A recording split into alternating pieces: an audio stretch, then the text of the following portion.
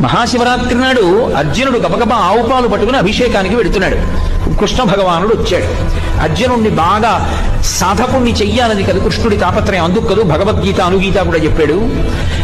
అర్జున ఎక్కడికి వెడుతున్నావు అన్నాడు. అంటే ఆయన అన్నాడు, బావా ఇవాళ మహాశివరాత్రి, శివాభిషేకం చేయడానికి వెడుతున్నానన్నాడు.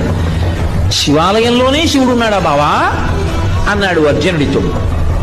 మరి ఎలా అన్నాడు అర్జునుడు. ఆపాతాళ నభస్థలంత భవన బ్రహ్మాండమా విస్ఫుర జ్యోతిస్ఫాటికలింగ మౌళి విల సత్పూర్ణిందువంతామృతై అస్తోకప్లుతమేకమీశమనిశం రుద్రాను వాకాం జపం ధ్యాయేత్ ఈప్సిత సిద్ధయే ధ్రువపదం విట్రోభిషించేచ్చివం బ్రహ్మాండ వ్యాప్త దేహాభజత హిమరుచాభా సమానాభుజంగై కంఠే కాలాహ కపర్దాహ కలిత శశికళశ్చండ కోదండ హస్త త్రిక్షా రుద్రాక్షమాలా సులలిత వపుషశాంభవా ముక్తివేదాః రుద్రాశ్రీ రుద్రసూక్త ప్రకటిత విభవాన ప్రయచ్చస్తు సౌఖ్యం. పాతాళం దగ్గర నుంచి ఆ పైన ఉండేటటువంటి బ్రహ్మాండము పై వరకు కూడా శివుడు పరివ్యాప్తమై ఉంటాడు. చంద్రబింబం నుంచి పడుతున్నటువంటి సుధాధారల చేత అభిషేకింపబడుతూ ఉంటాడు.